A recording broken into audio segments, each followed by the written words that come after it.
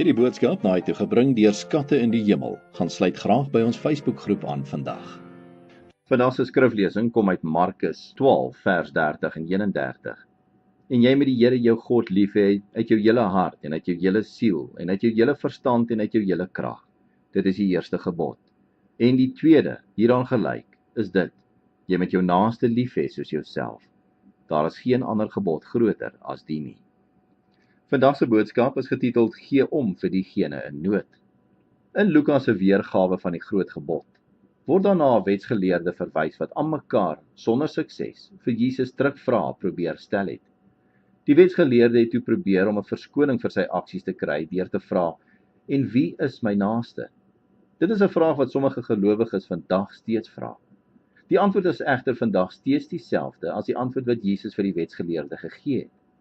Jesus het 'n gelykenis vertel. Die agtergrond van hierdie gelykenis is op die pad tussen Jerusalem en Jerigo. Oor die eeue heen was dit 'n baie gevaarlike pad waar rowers reisigers aangeval en beroof het en dan die woestyn ingevlug het. Nou daar is 4 karakters in hierdie storie van Jesus: 'n reisiger, 'n priester, 'n leviet en 'n Samaritaan. Die reisiger word gewelddadig aangeval. Hy word beroof, sy klere word uitgetrek en hy word half dood agtergelaat. 'n Priester kom verby en toe hy die slagoffer sien, ignoreer hy hom deur aan die ander kant van die pad te stap. Die leviet het daarom genoeg omgegee om hom raak te sien, maar het toe ook aan die ander kant van die pad verbygegaan. Die Samaritaan het toe op die man afgekom. Hy het die beseerde man bitter jammer gekry en olie en wyn op sy wonde gegooi en hom na 'n herberg toe geneem. Die volgende dag doen hy nog meer. Hy betaal die herbergier om in sy afwesigheid na die gewonde man om te sien. Jesus se vraag aan die wetsgeleerde was: wie van hierdie 3 volgens hom opgetree het soos die beseerde man se naaste?